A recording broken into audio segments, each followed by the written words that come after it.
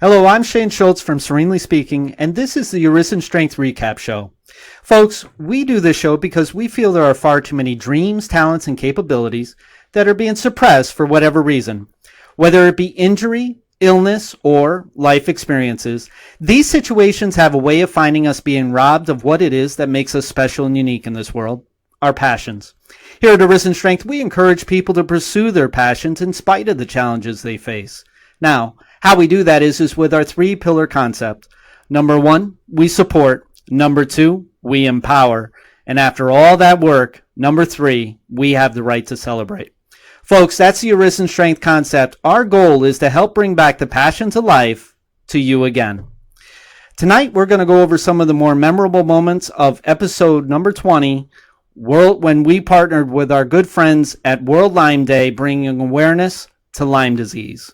Wayne, it's great to have you here tonight. Oh, thanks a lot for having me, Shane. That was quite the show. I have to throw that out there. We had a packed chat room, packed for us in our early stages. I mean, we're just getting the chat room going, but that was by far the biggest crowd we had there. Yeah, it was really nice to see people coming in. We had a good time with the meet and greet. We did that a little bit different than what we've done in the past, as to where the show starts. You know, we meet and greet at 7:30, and the show starts right at 8. So it worked out well. In the chat room with us? Who was in the chat room with us? Well, we did have our good friends from World Lyme Day. We had Terry Cross, who actually was a featured interview in the show. We also had Rebecca Moses, of which is the co-founder of World Lyme Day. And she's a great friend of mine. She's actually from my hometown. And we had a number of different people that really came back and gave us a lot of good feedback that what we were doing regards to bringing awareness to Lyme disease in our way was effective, and it was something that people appreciated. Yeah, and we're starting to see a couple of regulars in there. I mean, this was the Lyme disease show, so we have a lot of people from World Lyme Day and other communities where we have reached out to let them know. But we had some regulars in there, people we'd seen in the past, and then we did something else a little different with the chat room. Remember what did we do at the beginning of the early before we actually went to the show? Wayne was being really mischievous, and he decided that he was going to go back to the Google Hangout so that he could have a live feed before the show, and it was kind of cool. I mean, I looked like a bum that day because that's the advantage of taping the show ahead of time. But it was kind of fun. I mean, we were able to do some audio to tell people, joke around with people, as well as to give them how long we're going to take before we do the show. The audio was intermittent, and there was a couple of reasons for that. One reason is if we have the audio on in here, we start getting a lot of feedback. If we're listening to the audio while it's broadcasting the audio, and there's about a minute delay. We call it a live feed, but because you're doing it through Google Hangouts into YouTube, and then that YouTube is being embedded in Chatseat, we're using all the technology there. And there's about a minute delay between what happens in the chat room and then when it comes out. So we're able to turn the mic on for 30 seconds, 60 seconds at a time, say hello, blah, and then we can turn the mics off, and then it comes out. And but that was a lot of fun. I really enjoyed doing that. I think it gives people a little insight into kind of what's going on here in the studio as we're prepared for the show, and helps pass that time. The show comes out 8 o'clock or so, but we have people there 7:15. Thought we'd throw a little bit of entertainment out there. And they really enjoyed it. I mean, they got a kick out of it, and then all of a sudden when we started talking to them, then they really got a kick out of it because it surprised them. At first, they're like, oh, we don't have any audio. We don't. And we said, there is no audio. And then out of blue, all of a sudden, we're talking to them and they're like, wait a minute, what's going on? So it was fun and something different, which we always are trying something different in order to improve the entertainment of the show as well as the content of the show. Well, we say learn, improve, share. It's a big part of our big foundation in my life, or it's a motto in my life. It's not a pillar or foundation of Arisen Strength, but it is a sort of a personal motto I have that I bring here. And part of learning and improving is not discarding what you've learned in the past.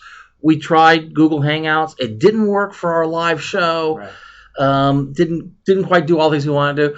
But hey, it's a skill that we developed. It's a technology that we've used in the past. That hey, maybe there's still a use for it here. I don't want to just throw it away. Yeah. So it was a way to sort of bring back. It was a callback to some previous incarnation of Arisen Strength. So that was fun, and I think it broke the ice a little bit, and it made the chat room actually pretty fun until we got to the show. Because when we get to the show is a serious show. We definitely covered a very, very hard topic. There's no easy way to say it. Lyme disease.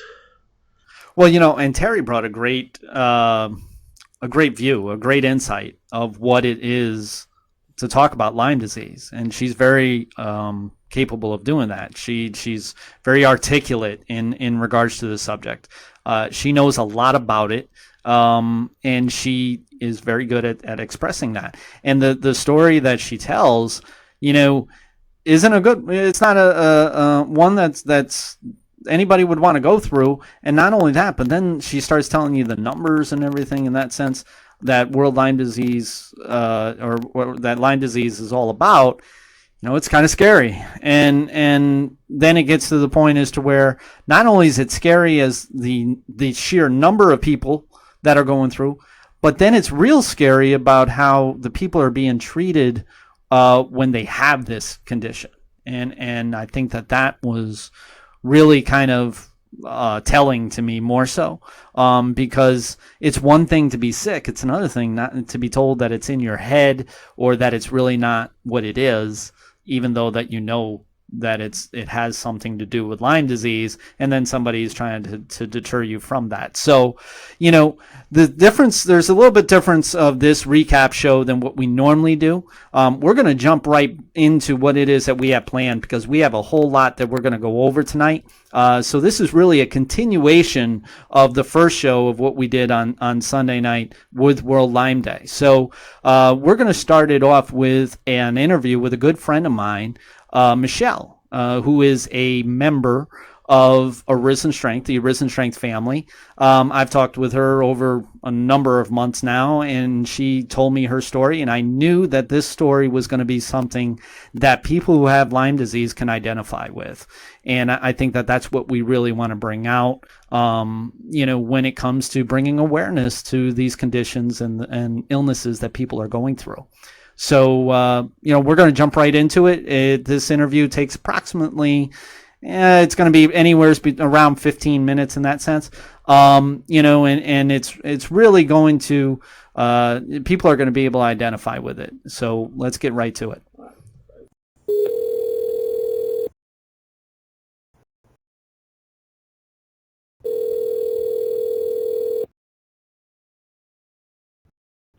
Hello? Hi, Michelle. Hi. Okay, so we're ready to go. This is for episode 20, dealing with Lyme disease. I'm here with my good friend Michelle, who's a good friend of mine and also a member of the Arisen Strength family. Michelle, how are you today? I'm okay. I'm hanging in there. Well, that's wonderful. How are you doing? Well, thank you for asking. Today's a little bit different. I'm dealing with some symptoms of my own, things that are going on, but I appreciate you asking. So you've been dealing with Lyme for quite a while, is that right? Yeah, about over 15 years. Okay. And so when you, why don't you tell me about what your life was like before you started having the symptoms of Lyme disease? Okay. Well, my life was a lot different, like night and day. I had lots of energy, and I was married. I worked a full-time job. I worked at a law firm. I went to a lot of functions. I would say that I had a pretty good life, and did a lot of things. Yeah, it sounds like you were quite active. Yeah, I was, compared to now. So, okay, so it's obviously that you were active with your work and you were active socially. So, how did you learn that you had Lyme disease? Were you bitten by a tick that you're aware of, or What got it going? No, I wasn't. Not that I was aware of. It was a very slow-moving process. As years went on, I started to get symptoms, and they came on slowly. And then I would say they started in my teens, and then as I got older, I started having my arm gave out, and I had numbness in my body. I had severe pain throughout my whole body. I had memory loss and extreme fatigue. I was sleeping like 24/7. I would just fall asleep with all the lights on. I didn't know what was going on. A scary thing happened to me. I knew something was really wrong. I was going home, and I was on the highway. And then it's just like I got really dizzy, and then I had no clue where I was or what I was doing. And I pulled over, and I called my mom. I was really upset, and that was very scary. But that happened quite often with Lyme disease. I would walk into a room and not know how I got there, why I was there.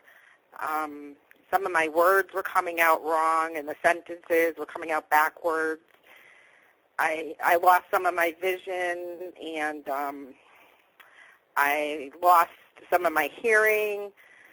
I would fall down periodically. I had so many symptoms. It was very scary. I had flu-like symptoms all the time, and I would always say to my mom, I felt as though I felt like I was dying. I was so sick. Wow, because you actually have some symptoms that I had when I had a stroke. Similar. Okay. Yeah, they were very similar as to where, wow. the memory loss, or wondering, what did you go into this room for? Right. Different. I had some. I have chronic migraines. I had strange headaches. Headaches. Okay. Wow, so you had a whole lot going on. Now, you said that came on slow, right? It wasn't all at once. It was coming on, as the years went on. I was misdiagnosed for 8 years. I was told, lots of things, that it was chronic fatigue syndrome, fibromyalgia. It was all in my head by doctors. Oh, that was very scary. I can imagine. Yes, and so I was misdiagnosed for 8 years. My mom took me to the ER, and I told the doctor that I felt something like I was dying. I didn't feel good. And I could hear him in the other room with my mom and telling her that it's my depression. So that made me very angry and upset because I knew I was sick. But yet he was just like, it's all in your head. Wow. So you went through that for a period of approximately 8 years, you say. Right. Which unfortunately, that really seems to be more common than not, because, I'm pretty familiar with the medical field. I've been doing medical billing for over 20 years. So I kind of understand why it happened that way. It was mainly because, they basically were treating your symptoms more than they were really looking for the core of the problem. And, And so when you would go in and say that you have a headache, or you have memory loss, or if you have muscle ache, or whatever the case may be, the doctors would go ahead and they would try to treat that symptom because they know how to do that. But really, they didn't really go after whatever the core problem was, which in your case happens to be Lyme disease. And, exactly. And then on top of it, they went ahead and they thought they made you think that it was all in your head. That had to be really really discouraging. I can't even imagine, to feel as bad as what it is that you're telling us, and then somebody telling you that it's all in your head. Well, yes, and it does make you feel bad, and your self-esteem gets really low, and they just do that, and they just say, it's all in your head all the time. But the other thing, the problem is with Lyme, it can affect your brain and can cause psychological symptoms. So that's a whole nother story. Yeah, I can understand that a little bit because I mean, even with when I had my stroke, I had already had severe depression. I've had depression, clinical depression for the majority of my life, and but at the same time, there definitely were some symptoms that were exaggerated, more so after I had my stroke in 2011. So. Okay, so now, so you went to a number of different doctors, I assume, right? Yes, lots of naturopaths and a lot of MDs, tons of doctors, at least, I would say 20 or more doctors. Mm-hmm. And you gradually, it seems as if like you found your life as you had known it to be fading away, if not completely non-existent, is what it seems. Yeah, that's how it felt. It felt, like that until about on the internet, I had met a girl, and she had called me, and she says, you have the same symptoms as me. Have you ever thought about looking into Lyme disease? I said, no, what is Lyme disease, Yeah, right. So she got me on the road to looking for a Lyme literate specialist, and I went to a couple and ended up, my mom would drive me 3.5 hours to New York, Mm-hmm.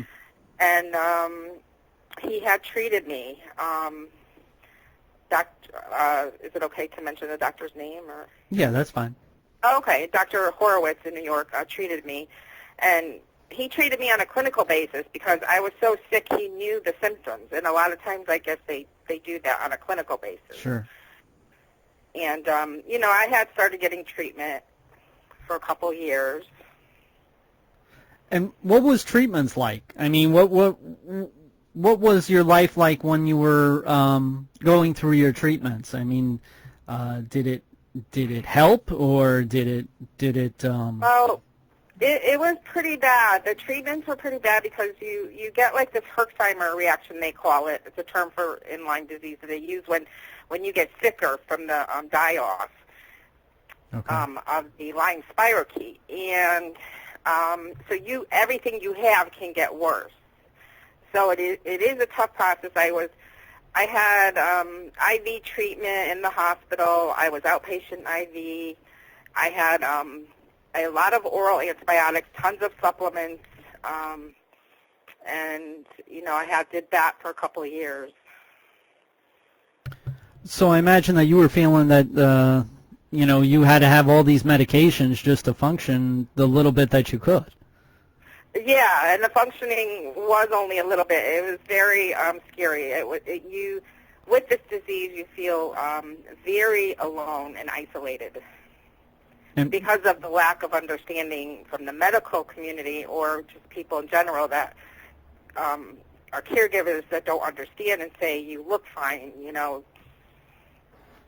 Yeah, I can understand. I mean, I'm an advocate for many different invisible illnesses and conditions, and, depression is one of them as well. And a lot of people didn't really have a clue that I was having as many issues as what I was having on the inside, because on the outside, I looked like I was basically functioning very high functioning and being able to do the things that I wanted to do and more. Yeah, that's the hard part, is because everybody looks okay, but no, they could be really sick and still look okay, Sure. So now you've had your symptoms, you've had some treatments and so forth. Now you said that you went to the hospital or for outpatient.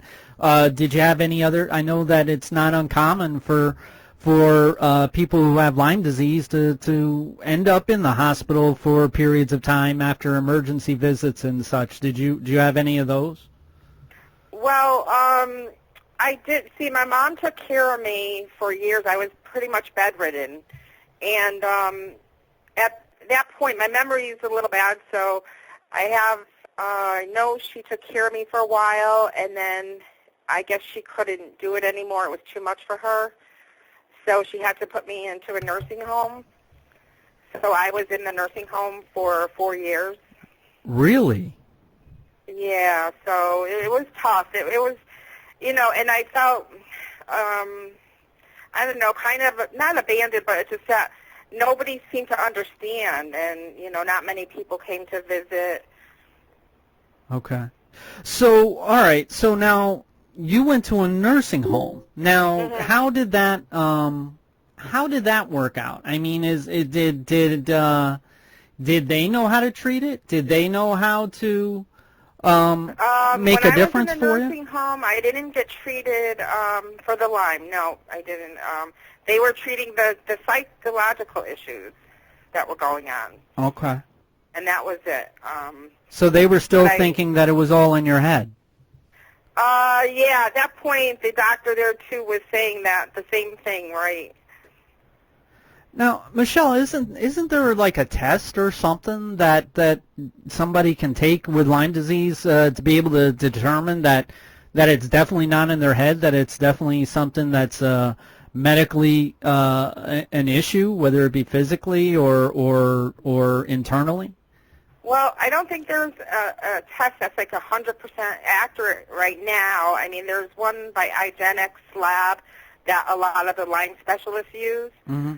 My son's doctor used that one on him, and but I did read that a lot of them go by the clinical diagnosis too, because there's so many symptoms, Sure. and they can tell if you go to a Lyme specialist what the symptoms are. Wow. Okay. So you definitely. So I imagine when Arisen Strength came on the scene, you could really relate to it when we talk about suppressed dreams, talents, and capabilities. Yes, I did. Yeah, I can imagine. I mean, just by what it is that you've told us so far, it really kind of rings the bell when it comes to exactly what our concept is about. And right. And I'm so sorry that you've been going through what it is that you've been going through. I can't imagine, number one, going through as many symptoms. It sounds like you had, quite the life that you were very happy with and proud of. Mm-hmm. And then all of a sudden, you found yourself into a life that you had the total unknown, and it sounds like you were in quite a spiral going downward. To the points to where you ended up in the nursing home, and that's and and that in itself is just amazing. That I'm so glad now you made it out of the nursing home, and you're living with your mom now. No, right now I live with my son, who also has Lyme disease. And, oh, okay. But he is being treated by a Lyme specialist right now. We just can't afford to get both of us treated, so he's being treated, and he's doing a little better. But he had it when he was 8 years old. So is it hereditary? Well, no. Some of the Lyme doctors think that it could be passed on when you're pregnant. Okay. To the child, and they have, they think that's going on. And the other thing is, if he had it when he was younger, he could have had a relapse because stress or trauma can bring on a relapse. Right. Geez, that sounds a lot like our show when we did with lupus. Right.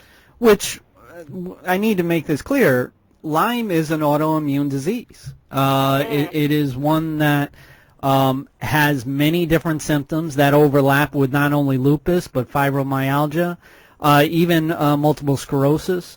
As well as other illness and conditions that are out there, it's again that's another reason why doctors are really leery of going ahead and giving a diagnosis, because the symptoms themselves are so much overlapping others. We did a show on the thyroid, and the thyroid, nobody knows about until something's going wrong with theirs. But in actuality, it really does affect the majority of levels, if not all the levels of our major organs and impacts of our body. So when one level would be off, then all of them would have some sort of fluctuation that could cause any number of symptoms within the body. So and this sounds exactly similar, just like lupus is, as to where, being an autoimmune disease, these symptoms seem to overlap each other, and I'm not giving them an excuse, but you can kind of see why the doctors would be as confused as they are when it comes to dealing with these illnesses. Yeah, that's true. I could see them getting confused with all the, mimicking each other. Yeah. Okay, so now that you know that you have lupus, and you know that that your son, or I'm sorry, not lupus. We were talking about lupus. You have Lyme disease, and your son has Lyme. So what's life like now? I mean, now that you're living with it, and you've been dealing with the symptoms for quite a while, what are you doing to manage those symptoms as it is today? Well, let's see. It's been really hard since I came out of the nursing home. I seem to be getting worse, I would say, the last year and a half. Okay. So I could be having a relapse. But life is really hard. Like I wake up and I struggle to get through the days. Like my mood is bad, and the fatigue, the brain fog, the memory issues. Everything is really hard to do. Cleaning the house is just like overwhelming for me. Mm-hmm. A little task is overwhelming. This was not like me at all before. I was like cleaning my whole house and everything when I wasn't sick. Right. So then I struggle with my son, who's home too all day, and he struggles, with symptoms too. So it's definitely hard. Boy, I can imagine. I mean, like you say, you've been dealing with the symptoms as long as you are, and it's definitely gonna be hard. I mean, there's no question about that, and and I just you have my thoughts and prayers. That things do get better at some point, or that some doctor comes up with, Well, some. I'm happy my son is getting treatment now, and then I have started a couple of things myself. I haven't been able to go to a Lyme doctor, but literate doctor. But I have a couple of things on my own that I'm doing for my immune system and my symptoms. So I'm hoping, I'm just praying that everything goes okay. Wow. So you're taking it upon yourself in order to work on your autoimmune system. Now, what are some things? Right. What are some things that you're doing with that? I'm taking. I'm taking the low dose naltrexone. Okay. That's supposed to boost the immune system. Okay. All right. And then I'm doing some other supplements, and I'm even trying the hemp oil that is supposed to help kill the Lyme and then help the symptoms also. At this point, it's like we're on disability, so I can't afford to go to a Lyme doctor. Right. What I can do. But now you said that. Well, I mean, let me first address the fact that you're taking it upon yourself in order to try to help your autoimmune system, and I think that's amazing. It kind of goes along with the word empower when it comes to Arisen Strength. Right. You're kind of like you've kind of taken it upon your own in order to find out a little bit about supplements and different things that may or may not help. But at least you're empowering yourself to go through that to try to make yourself better, more better than what it is that you were the day before and the day before that. So, right. I'm always looking. I do a lot of research, and I look because I'm like I refuse to stay like this. I want to get better. So now you said that your son, he is going to a Lyme literate doctor, right? Right. Okay. So have you noticed any significant improvement with him going to the Lyme literate doctor? Yeah. Well, he was sleeping a lot more. This was maybe like 6 months ago. He was sleeping a lot more and very, very angry and irritable all the time. he would have outbursts, and he was just not a happy camper. And, now he's up more during the day, and his irritability, he still has it, but it's a lot less. So there are some improvements. Okay. All right. So it seems to be he's on antibiotics and supplements. Okay. Yeah, I imagine antibiotics are a big part of his treatment. So it seems to be that if you do go to a Lyme literate doctor, that it's definitely more of a benefit than not going to one. Is that right? Okay. Okay. Except they don't take insurance, most of them. Right. That was my next thing. Yeah. So okay. So it doesn't normally take the regular insurance. So you have quite a bit of out-of-pocket expense, I assume. Yeah, that's the issue. Is so many people are suffering, are very, very ill with this illness. Some people, not making it through the illness, and some even I know that a lot of them are suicidal. And it's just they don't pay for the doctors or the visits. And how are people supposed to get better? Well, you bring up a good point because, we were talking about before how you were finding your son having depression symptoms and kind of acting out in a way because he had to basically validate what it is that he was feeling on the inside, to try to get his point across. And what seems to be the case in a number of people that I've talked to that deal with autoimmune, they don't have a whole lot of supporters that are around them for very long. And I asked them why, and what it appears is something that I talk about when it comes to depression, and that is the water on a grease fire, which is where those supporters, whether it be family, friends, or even doctors in some cases, they just don't understand exactly what it is that's going through the person that's dealing with this. And so, here it is, like you say, it's very difficult for you to do things. So if somebody says, well, if you just do one thing, then you should be able to do just one thing. And, and it kind of still, that one thing is very difficult for you, isn't it? Mm-hmm.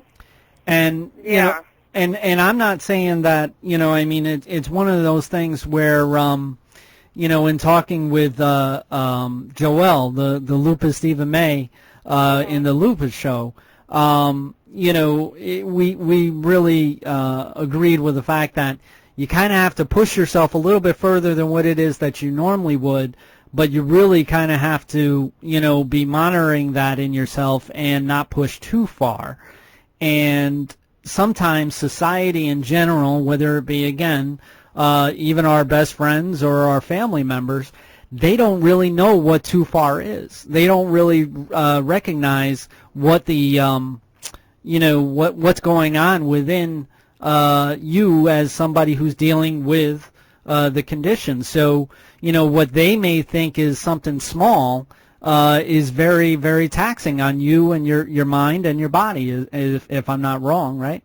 Right. I can see, like, with me and my son, I'm having the same, issue with him because I want him to do things and push him, but then I remember, well, geez, I was this sick, I couldn't do this, So I don't know where, where to draw the line. Right. Yeah, and that is something that, if you like, we can talk about that, pretty extensively over time. When it comes to water on a grease fire, I know in my situations and my experience and research, it just appears that a lot of it has to do with communication. And that is to really be open-minded to the communication that's being given to you.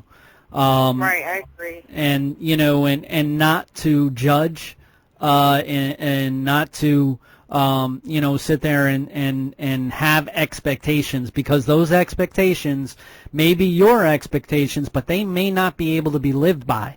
So that's just one of those things as to where, because what happens is that it ends up being a divide in between the supporter and the person that's dealing with the illness. So in a lot of cases, it ends up, being a very strained relationship, not because anybody's trying to be that way, but really in most cases, the supporter is just trying to do everything that they can in order to make somebody feel better, but they really just don't know how to deal with it. And, Exactly. A lot of it has to do with communication and also professional assistance, because it's not easy dealing with it, and it's something that requires time, and it requires patience, and that's something that we're just not natural in doing. It's something that a lot of people that go through these autoimmune diseases, as well as other conditions and illnesses that are out there, that they go through a lot, because people just don't either, number one, understand, or they're just so intent on trying to help and not realizing that they're making things worse. Right. Okay, so now you know what Arisen Strength is about. We encourage people to pursue their dreams, talents, and capabilities in spite of the challenges that they face. Now, we're not talking about something like, being a basketball player or being a ballerina or anything in that sense. What we're talking about is, some things that are capable of being like a purpose in life, or something that that brings back what is especially and uniquely within all of us. So, do you have any dreams or talents that that you're looking forward to pursue while you empower yourself through this illness?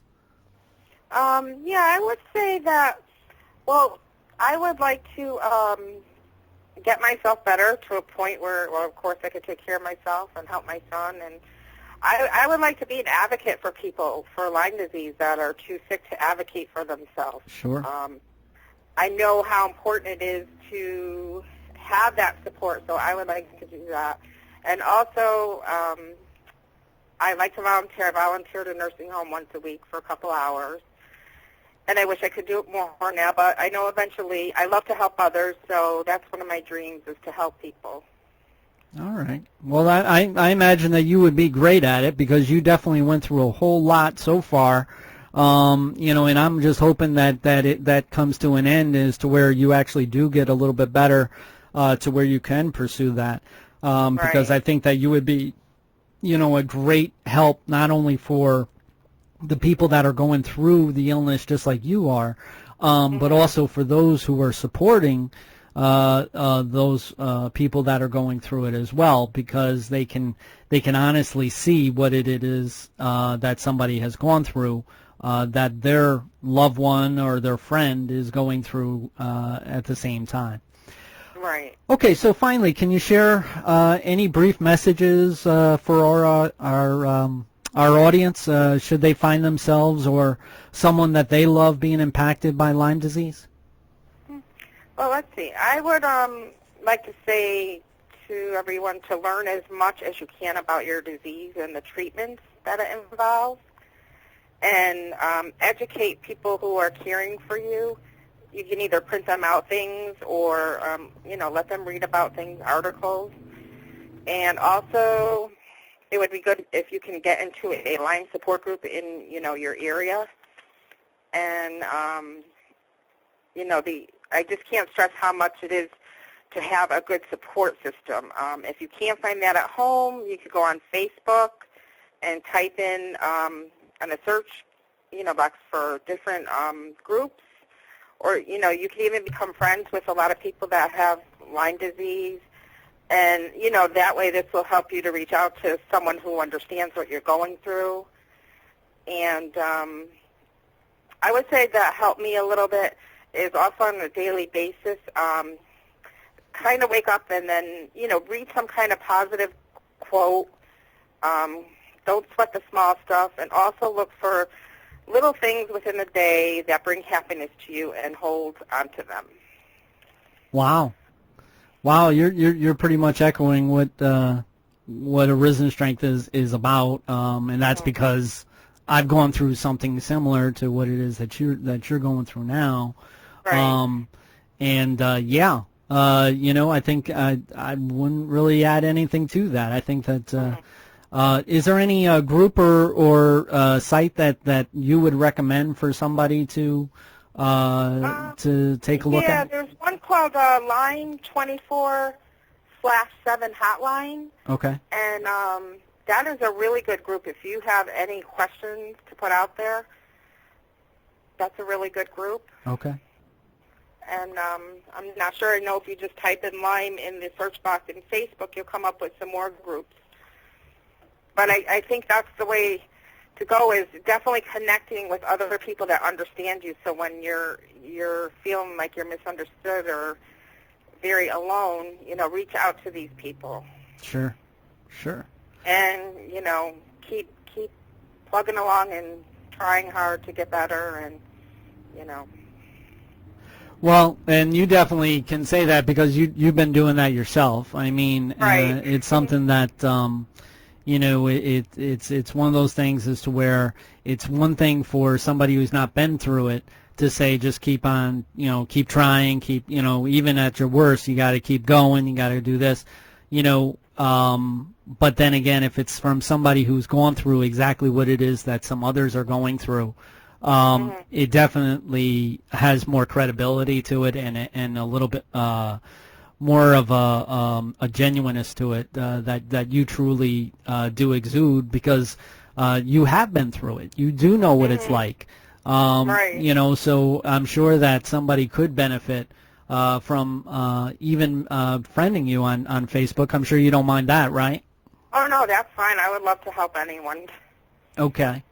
All right. So what we'll do is that we're going to take this entire interview. Now, this whole interview is not going to be on the show. There's going to be bits and pieces of it and so forth. But we are going to show the entire interview on our YouTube channel as well as our other sites so that everybody can have a chance in order to be able to listen to the whole thing, because I think that it's well worth listening to and learning from. So, Michelle, I really appreciate your time. We've known each other for a little bit, and I know the things that it is that you've been going through, and I'm just glad that we could get your story out. So because I'm sure that it's going to be able to help somebody else that's out there that's going through the same thing you are. Right. I hope it does. Okay. Well, thank you for having me on the show. Oh, well, it's my pleasure, and, you're a real great supporter of Arisen Strength, and, I really wanted to make sure to get you on. So, and I know, and I want to say this, Michelle really isn't feeling at her best, but she's doing the best that she can when she can. And, that's what, that's what Arisen Strength is about, is to do as best as that you can during the times that are tough. And when you have some good days, live them to the fullest. And I know that you try to do that. Yep, that sounds good. All right. Michelle, thanks again for being with us. And we'll talk to you again soon. Okay, thank you. All right. Take care. Boy, that is quite the story that Michelle tells about her battle with Lyme disease. To think that you would actually be put into the nursing home, and she's a little bit, she's around my age. Yeah, we've known people there. We had Randy, who we both know, who was he's a young man, and he's been in and out of nursing homes, and it hits people, and just saps everything out.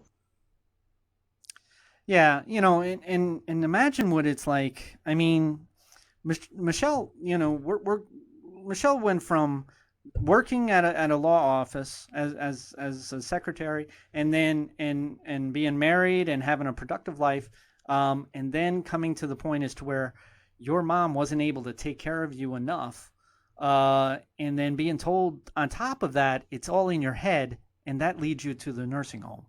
I mean, that's just something that just baffles my mind. But we have another story that we're going to share here. A good friend of the Arisen Strength family. Her name is Amy, and Amy has a daughter named Abby.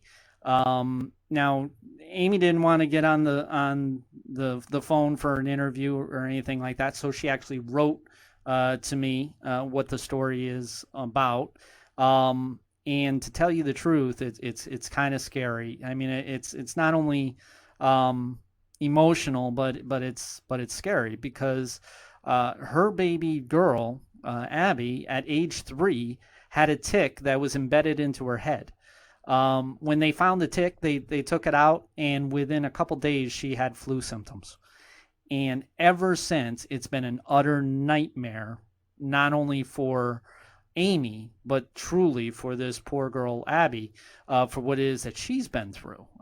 Because she's now, that was in 2007, she's now 11 years old. And the majority of her childhood has been about going to doctors of all sorts, having joint pain when she's a baby. I mean, at age 3, having joint pain, having stomach illness, having colon blockages, going through every test that you can possibly imagine, whether it be a blood test, or lab test, or whatever came to mind, as to where the disorder that was going on within this poor child, from age 3 to where she's now 11 years old, and she's still going through what Lyme is really all about.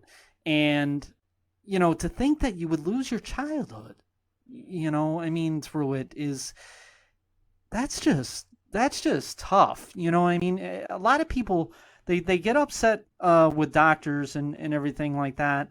And I got to tell you, I've worked with a lot of doctors, and the good ones are hurting just as much as what the person that's dealing with the problem, because number one, they're supposed to be able to help, and number two, they're supposed to be able to find that solution, not only for their patient, but for their own capabilities, that's why they go to school. That's why they went to school, in order to be able to help people. And when you can't help somebody, that's very distressing, and maddening in a lot of ways. But take it from me, the doctors are that way.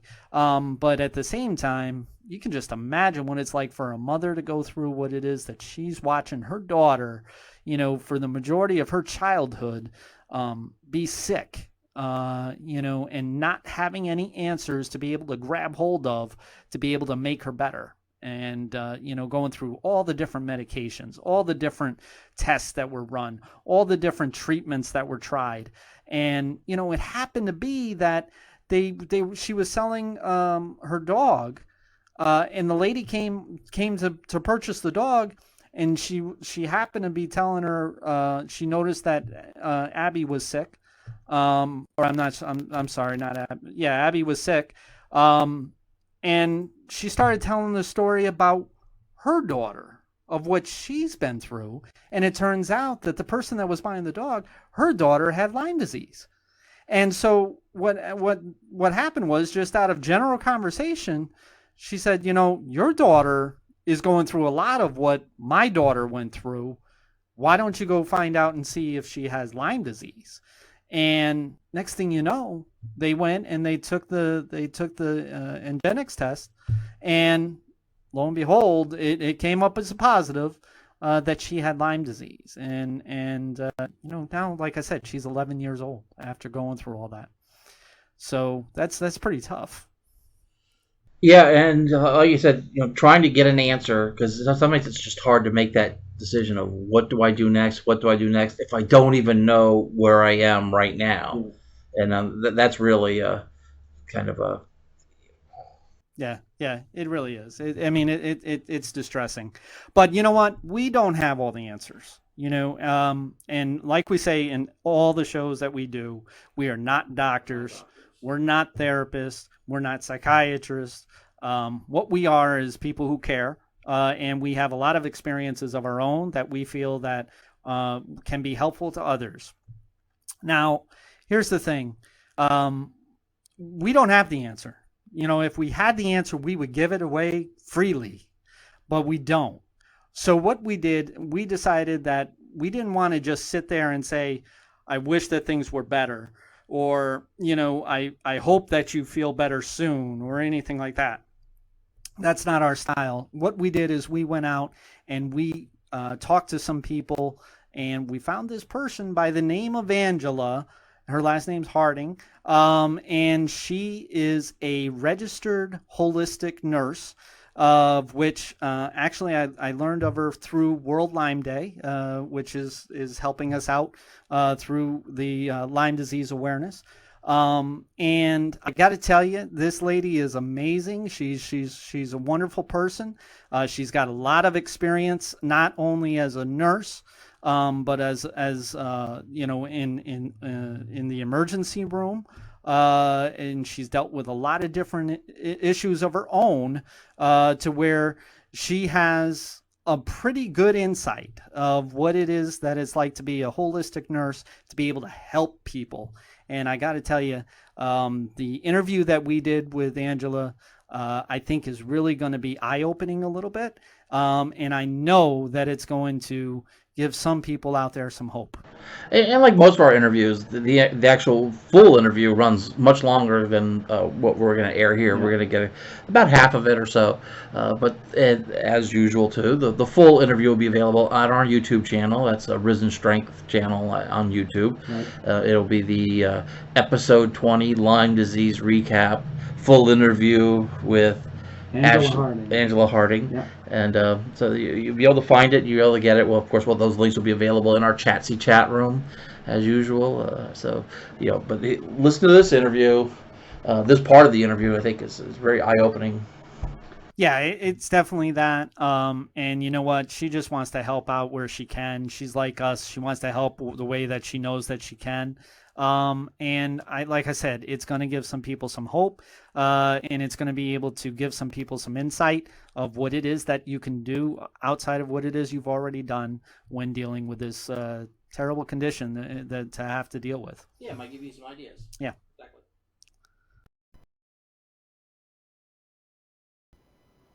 Hello. Hi, Angela. It's Shane Scholes from Arisen Strength. How are you? Good. How are you? Oh, I'm doing great. Listen, it's great to finally get in touch with you. We've been trying to get each other back and forth for quite some time. You're a tough one to get a hold of.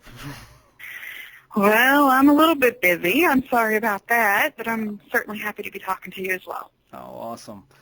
Well, now the reason why I chose to do an interview with you for our show here is because we're actually doing a show, episode 20, on Lyme disease, and I know that you're pretty familiar with that, and you have a little bit different of a take of how to be able to deal with the challenges and conditions of Lyme disease. So I know that we've talked quite a bit, and for the audience, Angela is actually a holistic RN. Is that right?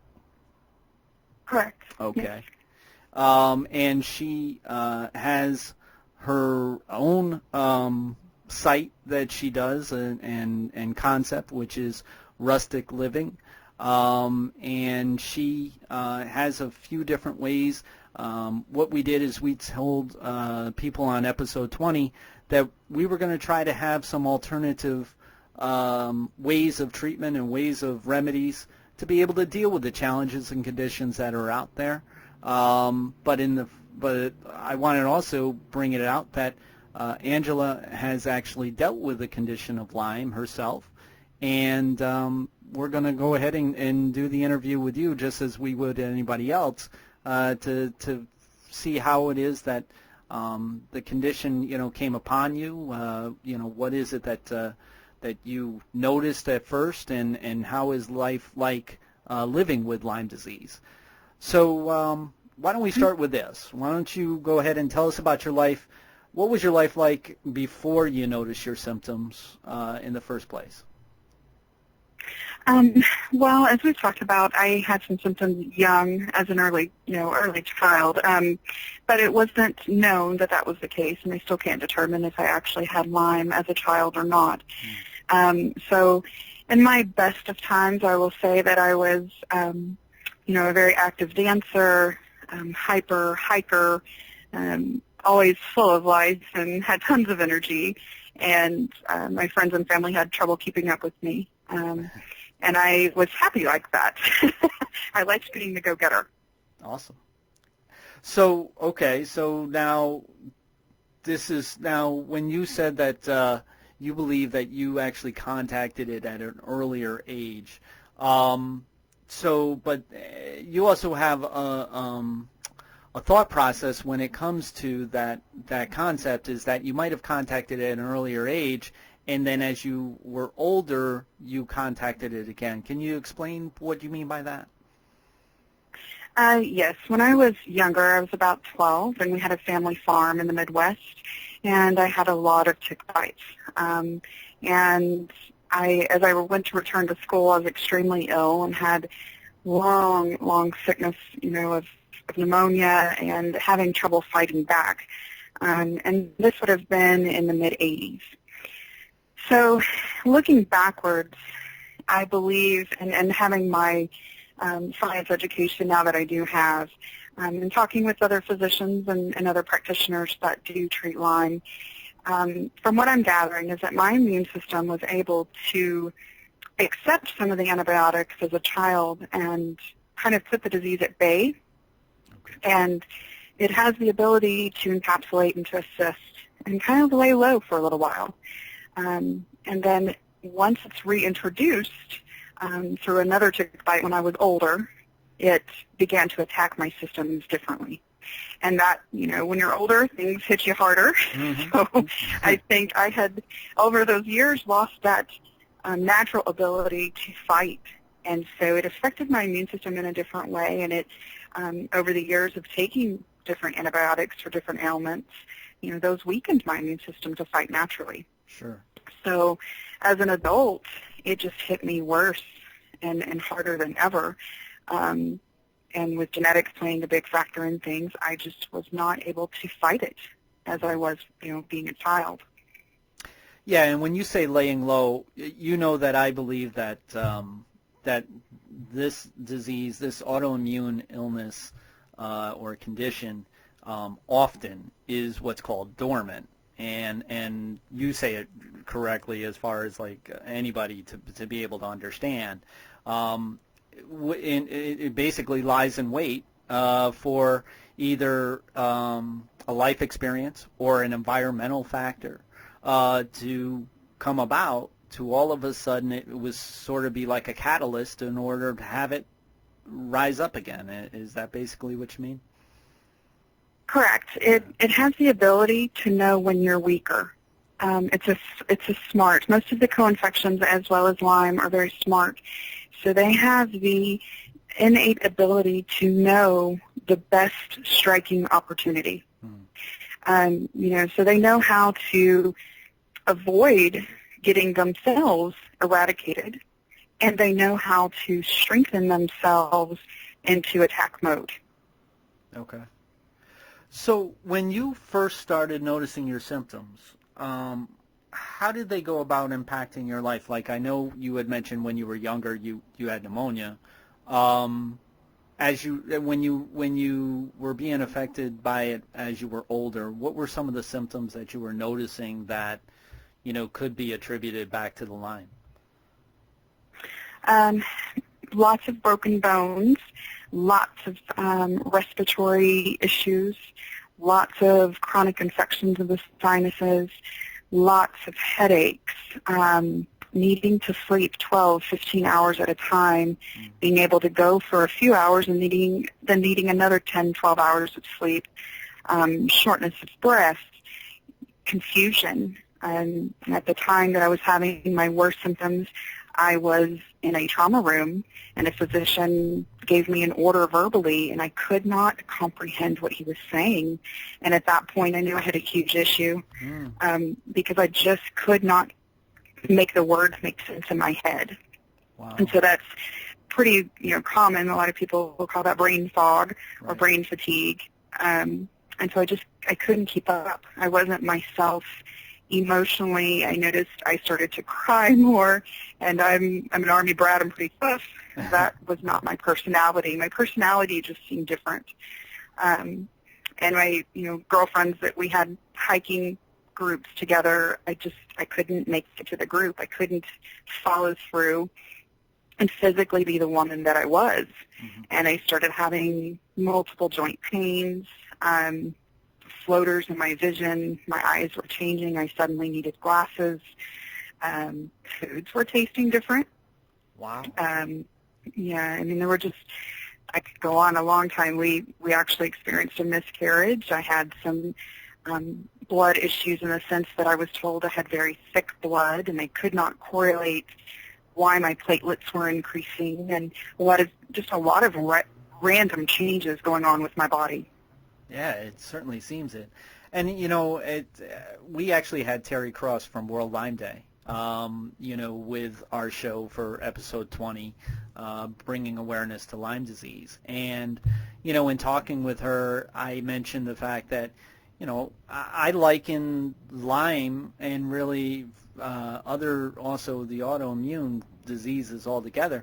It's sort of like a venom. It's almost like a venom. Like if you get bit by a snake, it's quicker and it goes and it becomes necrotic and so forth.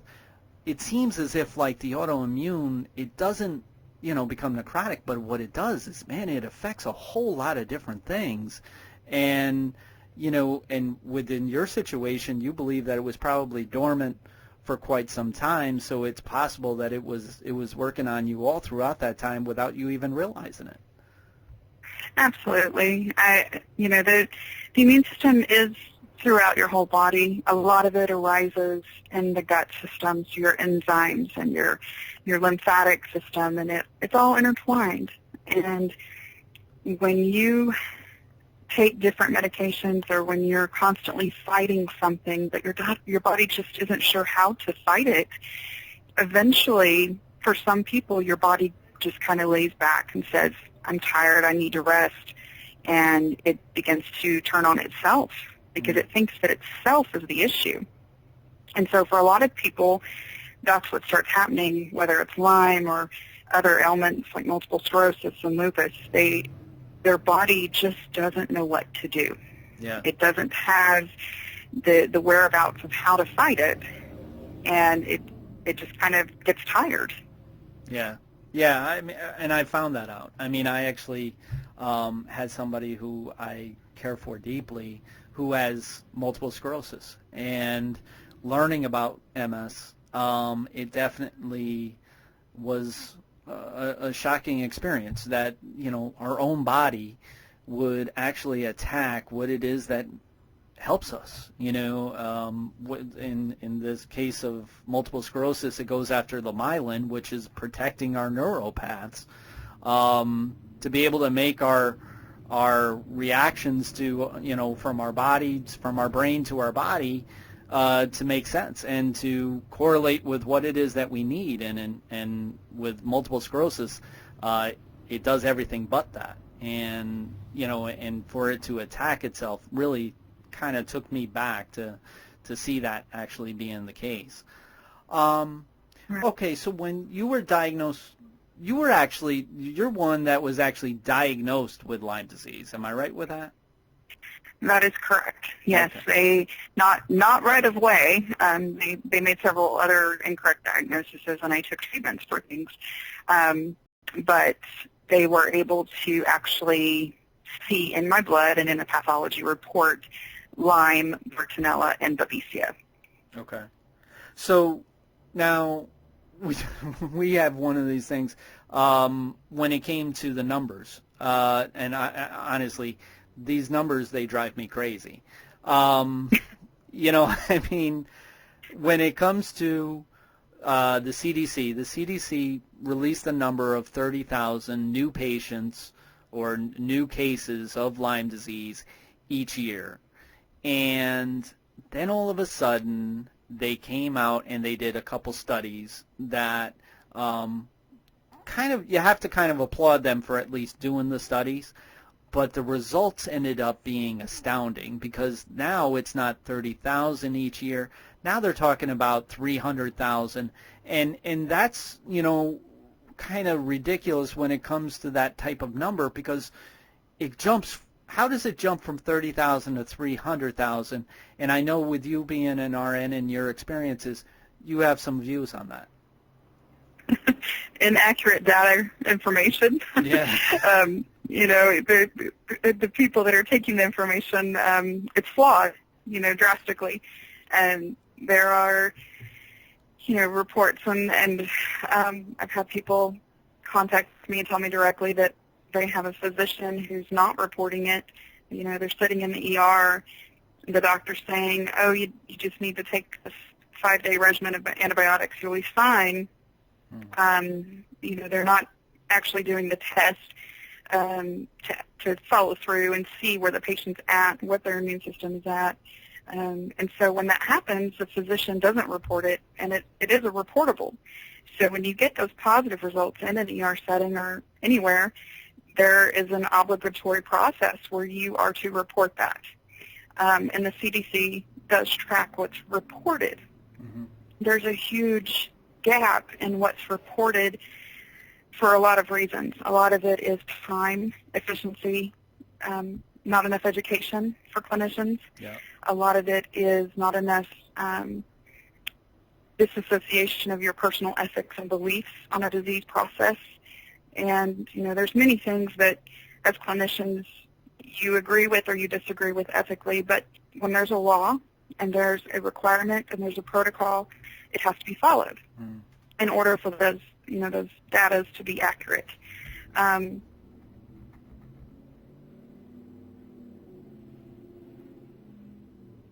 You still with me? You still there? Are we good? Yeah, we kind of disappeared. Okay. Yeah, okay, go ahead. Oh, no.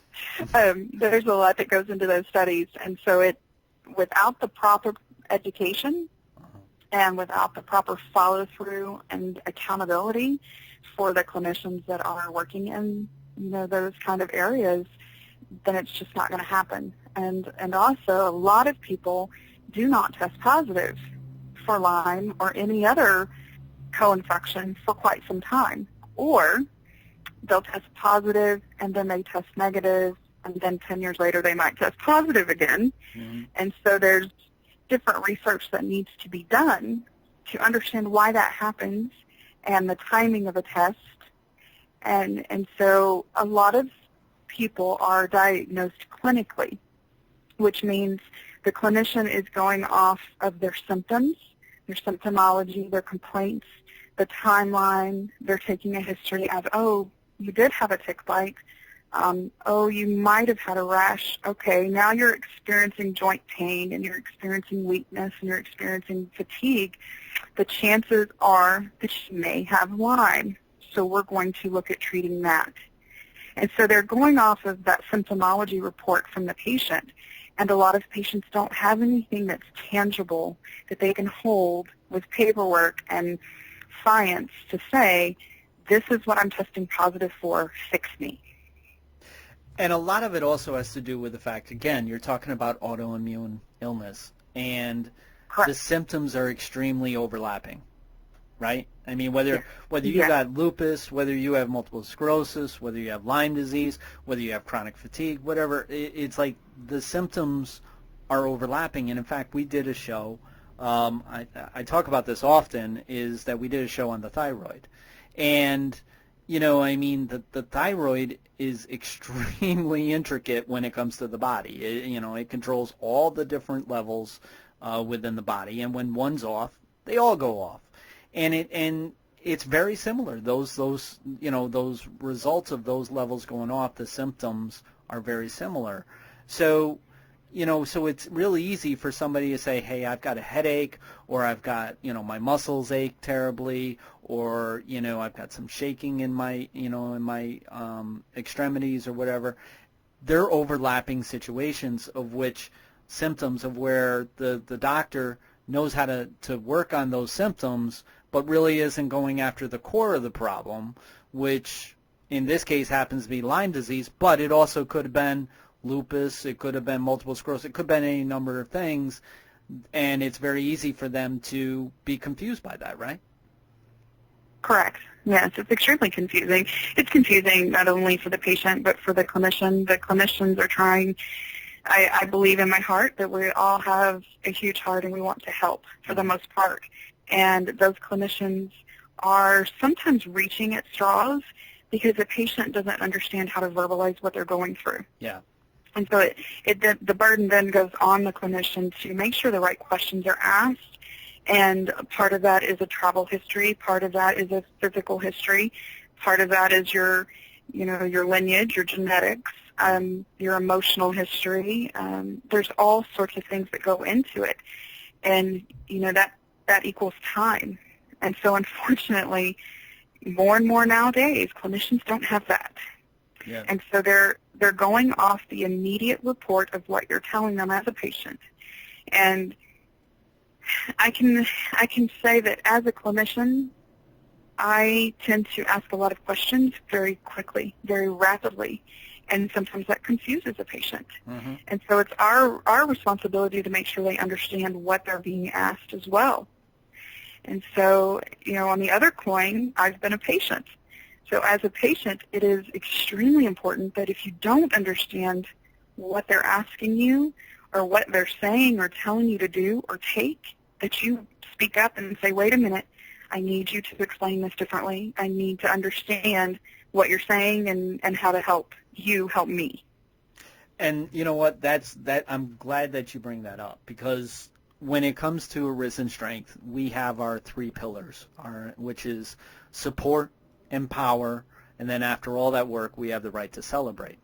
And, support is to acknowledge that there's an effect, no matter what that is, whether or not that a person is, whether or not that the family believes or the friends believe or the coworkers believe that you have an illness or a condition or not. The bottom line is that there's an effect there. So we want to support that, and we want to, be able to give you a safe haven and a non-judgmental zone. So we're not trying to, we're trying to make it as easy as possible for you to be receptive. Then when it comes to empower, which you just talked about, empower, how we take that is to educate and to enact. We're trying to not only support, but we're trying to re-educate. And I know with my situation, when it came to my clinical depression as well as my PTSD, all my instincts were wrong. All my instincts were really driving me into a point of away from being healthy. And so I had to re-educate myself as to why it is that things were the way that they were in my mind, even though that they might have been distorted because of what it is, the experiences that I had. So when you talk about it's very important for people to be communicative, communicate with your doctor, communicate with your professional that's helping you. You really want to be as detailed as possible so that they are on the same page as you are to be able to help you. Am I right on that? Exactly. And nothing sounds too ignorant. Mm-hmm. Nothing sounds too trivial. It all matters. Right. And sometimes it's the smallest thing that a patient says that clues in that clinician to go, oh, let's look at this. Right. Because, it all matters. And it's just a matter of getting a patient or a person, I understand and went through this as myself, because you're going from different clinician to different clinician. Mm-hmm. And a lot of patients are explaining their ailments and their symptoms over and over and over again. Yep. And the more clinicians that they see who say, well, it's this, or it's that, or it's nothing, the more a patient tends to downplay what they're having happen. Sure. So if you walk into physician number 1 and say, my joints are hurting. I'm having horrible headaches. I can't get my energy. I'm short of breath. And I'm only 30 years old. What's wrong with me? Mm-hmm. They may or may not come back at you with, well, have you had any issues with depression? What's going on emotionally in your life? Yep. It depends on that clinician and how they're taught and what their mindset is as to what they're going to go at first. And so if they start looking at certain things and the patient says, well, I don't feel depressed, but if you're telling me that sleeping a lot means I'm depressed, then I must be depressed. Mm. And so they take that antidepressant or they follow through with what that clinician has said to do, and they don't feel better. So they go to another clinician, and they tell them, oh, my joints are hurting. I can't seem to catch my breath, and I just don't feel like myself. But what happens, they might leave out that part about sleeping too much. Right. Because they were told the last time that was something of depression, and they don't want depression. Yep. They don't feel depressed. They feel in their gut that something is physically wrong with them. And so as you're looking for help as a patient, don't leave off anything. If it's the first physician you've been to or the 51st physician, tell them everything. Make them take the time to listen to you. Because if you leave off that stuff, that key important things, it does get harder for that one clinician who may be 52 that you've seen, Mm-hmm. who knows exactly what you have and who wants to help you. But you left off with some very, very important symptoms, and now they're confused as well. They don't know where to start. And that includes that annoying paperwork that you get every single time that you walk into the office, right? Right from the beginning. Exactly. Yeah. And exactly. And what I typically tell patients is to go ahead and sit down with your computer, with your typewriter, with a journal, and write it all down. Think back. And don't do it in one sitting. Mm-hmm. You want to do this with talking with your family members. You want to do this over a period of several weeks, several months for some people, and record everything that you can think of from way back when. And think of each time that you can remember being really sick. Think about how long it took you to recover and what actually helped you recover. Mm-hmm. And write all that down. Type it up in a history and carry that with you. Because if you forget or you're tired and you're looking at all this paperwork that you have to do legally, Yep. you're going to leave off stuff. You're going to omit things. You're going to be more apt to just think, oh, I'll tell them that when I get in the room. And what happens when you get in the room with the clinician You forget. is that you freak out. Yep. You don't know what to do. Your blood pressure goes up. You're like, oh, what was I going to say? Yep. And you completely forget. So if you have those notes with you, you are able to say either, take a look at this. I've been keeping track of my records. Or you can refer to them yourself. And some physicians and some clinicians, I will admit, I was an ER nurse, and sometimes it's freaky when the patient walks in with their own history, all Yeah. typed up, ready to go. I imagine, You yeah. know, it's a little Hypochondriac overwhelming. or something. Yeah.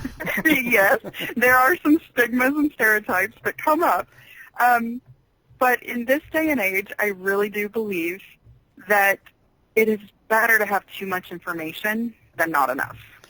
And especially nowadays, because when it comes to doctoring, it's entirely different than what it used to be. Because now a doctor has only a certain amount of time with each patient. It's really, whether it be in the hospital or whether it be in as a general practice, yes, they want to do the best that they can, but they have to do a certain amount of patients in a day in order to keep the lights on. So they're going to do what they need to do. And when a patient can be helpful in being able to give them all the information that they need in order to do that, that's entirely helpful for not only the doctor but also the patient's concern. Because what we talk about with Arisen Strength is that you want to make your body, you want to make your mindset optimal for change either for health or for mindfulness or peace in mind, whatever the case. It makes yourself optimal to be able to be helped, and and to be able to do that, is a great help. It may sound as if like it's tedious, but it definitely is makes a difference. Okay, so you were diagnosed, and you pretty much already mentioned the fact that there's a whole lot of doctors that are involved. It's not going to be the first doctor that you go to. No. Tell us a little bit about your life. And how is it different when dealing with the Lyme disease? How is it different, living with it? Living with it is a challenge. It's not easy. There are routines that you have to take to make your body optimal and to keep your mind focused on being optimal. Mm-hmm. It's real easy to just say, oh, I have insert any disease, and I can't do insert any activity. That's the easiest way to be. Okay. It is extremely hard to take on and say, okay, I've got this. So tell me what you know about it. Tell me what you don't know about it and what you think I should do. And then take that responsibility on yourself to research it not only with the grand old Internet of things, because not everything on the Internet is true, Right. but research it with people who do know about it. It does take legwork, and it's hard when you don't feel well to research things. The biggest piece of advice and the thing that I think really helped me was that I had a support system that was not negative. The people that in my life said, oh, it's just Lyme, Mm-hmm. I don't speak to those people anymore. And it's not an easy choice, and it's not an instant choice. But you learn in dealing with any chronic illness who will support you in a positive manner and who will not. And I'm a firm believer in my practice and in my personal realm that you have to be positive for anything to work. And so having a good support system is number one. You have to surround yourself with good people, good practices, good strategies, good thoughts, and good information, and not focus on constantly complaining about what you're going through. Which kind of takes out a lot of the Facebook groups that are out there. We've talked about this as to where, like what I talk about for myself is I categorize the people that are around me. There are some people that are fun to be around. There are some people that are like a great time. If you want to go out on a Friday night or something like that, you can call that person. If you want to be supported by somebody else, you can call this person because they listen. Or you can, or if you want somebody's wisdom, somebody who's a little bit older, somebody who's had experiences, you can contact that individual. So it's like that's what I do. Is I realize sometimes not either one of these can do all three of those things, but some of them Right. can do two out of the three or whatever.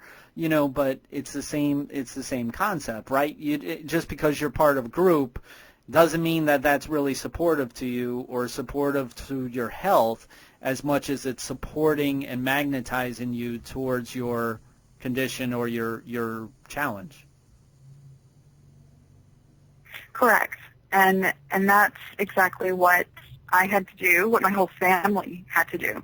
Because, I think it's real important to understand that when you're dealing with something like this alone, you have to be very particular, especially about your friends and the people that you're around, and you do have to categorize them. Mm-hmm. When you're dealing with something like this and you're in a family, you're a wife, you're a son, you're a daughter, you're a husband, you're a grandparent, and you are the one with the illness, and you've got these other people looking to you. Mm-hmm. You feel as though they're looking to you for advice. They're looking to you to be that role. You've assumed that role of motherhood. You've assumed that role of a brother. And so there's expectations that are tagged on to those roles mm-hmm. as humans. Right. And when you have an ailment and you have the expectation of someone like a brother, and they have this expectational role as a brother to kind of pick on you, to be there for you, but, you know, it's family. We're there thick and thin. Right.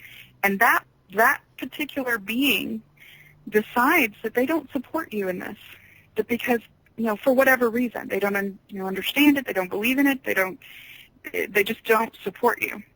It becomes very detrimental to the person with the illness, because now they feel as, oh, well, my friends don't get me, my family doesn't get me, my family who should be there and support me isn't. And what's happening is we have those high expectations, and when those aren't met, we're let down. And when we're let down, our emotional state goes down. And when our emotional state goes down, our physical state follows it.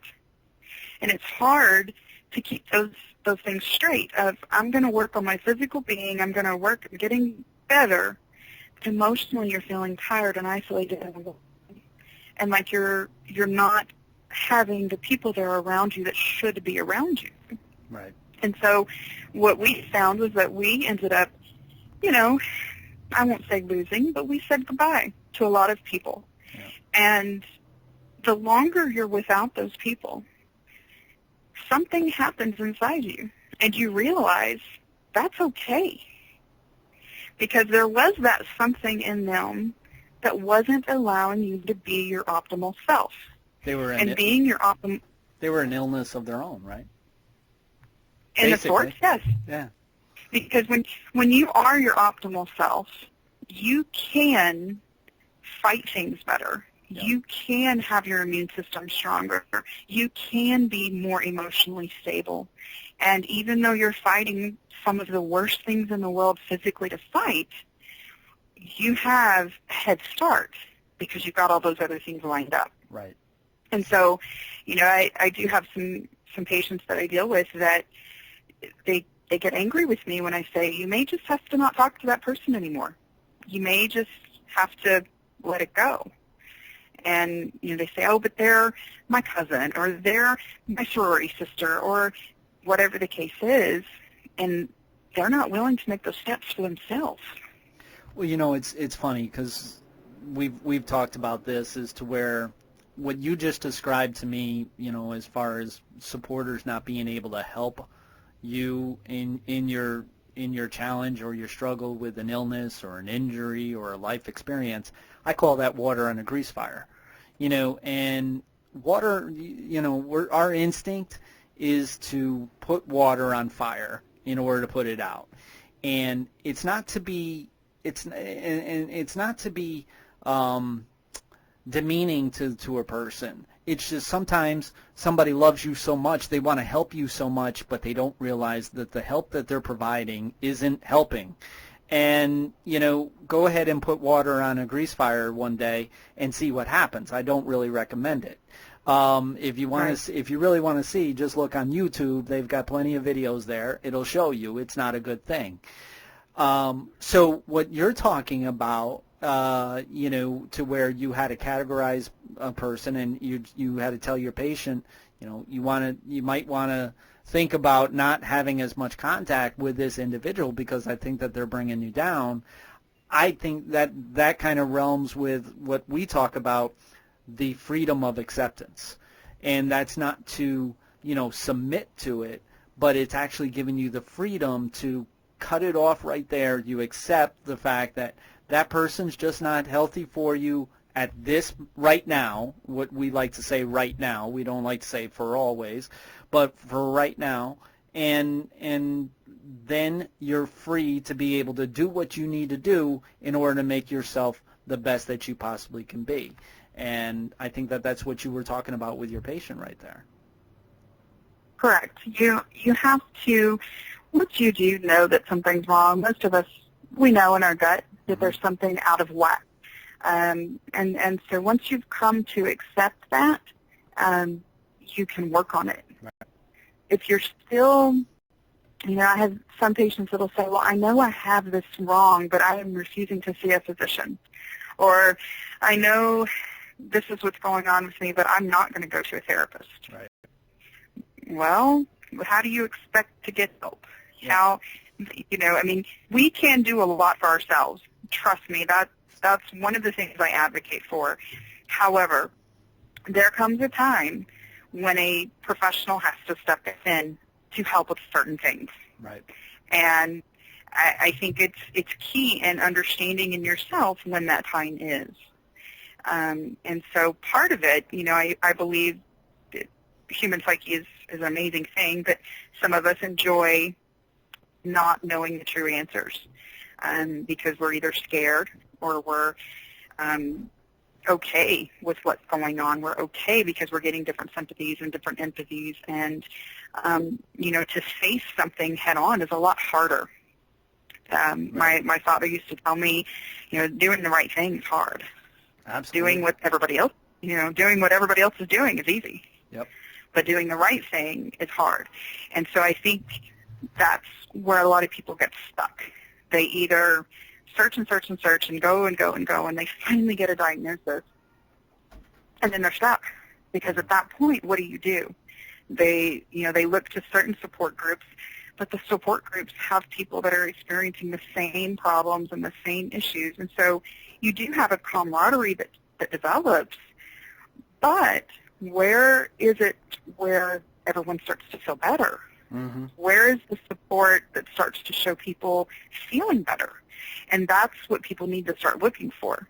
You want to surround yourself with people that are beating that disease. When people are diagnosed with cancer, they don't stick you in a mortuary automatically and say, talk to these people. They send you to a group of survivors who have beaten it. And that's your support system. And the happier people that have really grasped on how to eradicate things. Yep. And that brings up the fact with, like, we talked about the numbers there, going from 30,000 to 300,000.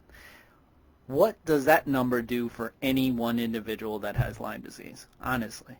I mean, is it going to be bringing awareness in the science realm as to where they're going to be working on it any harder than what they already are? Maybe it does. But that individual, that's why we, here at Arisen Strength, we try to help the person while the professionals treat the patient. And you just kind of emphasize that yourself, and what the fact is that you try to just make yourself optimal to be able to be helped. And I know that that's something that's very big with you. And what I want to bring about is that most of the times I ask, what are the dreams or plans that you have now? You've got something going pretty good right now for yourself. Why don't you discuss with us what it is that you do as a holistic RN? What does holistic mean in your view of things? And, what is it that how is it that what you do can help a person? Well, holistic in general is treating the mind, the body, the spirit. And, there are groups of people that believe they're all connected, and there are groups of people who disagree. Mm-hmm. I believe that in order for optimal physical health, your mind and body and spirit have to be aligned. They have to all be working in the same fashion happily together. It's a sort of homeostasis. And I do believe that is connected to things such as gravity and moon and the earth and natural living. And so in my practice, we do a blog about generalized rustic living. And I don't mean rustic in the sense that things are rusty and they're old, but I mean just repurposing and using what we already know, old-fashioned kind of living. Mm-hmm.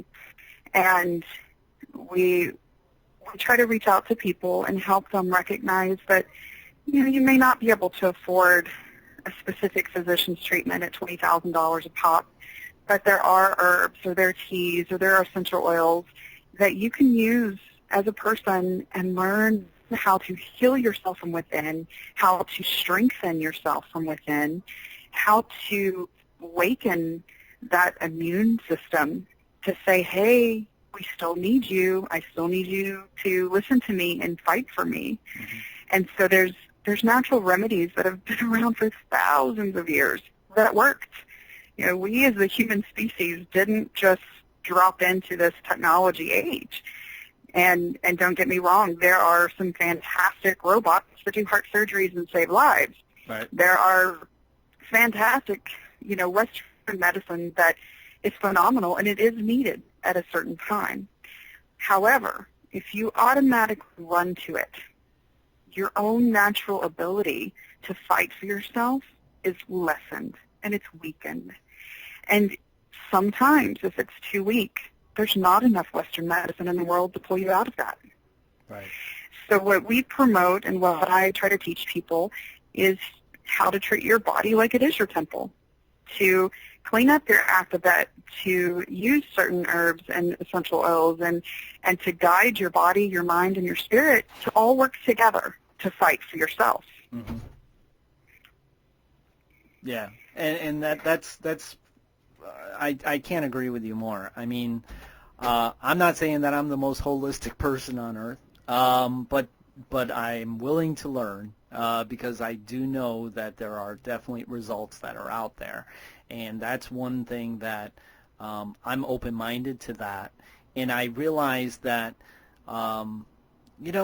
unfortunately, when it comes to these types of illnesses and conditions that people are being faced with, the medical industry is kind of letting them down. At least they feel that way. And whether it is or not, as a fact, doesn't make a difference if they feel that it is. And so what we're trying to do is we're trying to bring a different view of things, a little bit different look upon things when it comes to healing, when it comes to overall life changes to make a difference for yourself.